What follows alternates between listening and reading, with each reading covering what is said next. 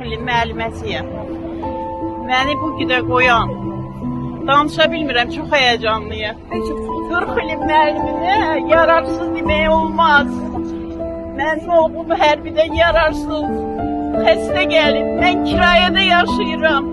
Mənim ərim təzə ölüb, mən İlyasın içində imtihan vermişəm. Bütün suallara cevap vermişəm, məni yararsız demişdən çıxartmaq olar. İnanın ki, buradakı nə qədər müəllimlər var kəsilən.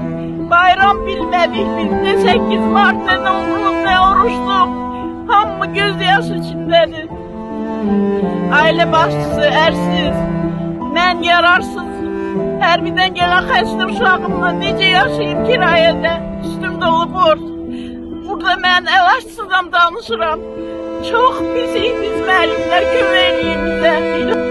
Cəsarət müəllim kimi müşavirlər bizə lazım deyil.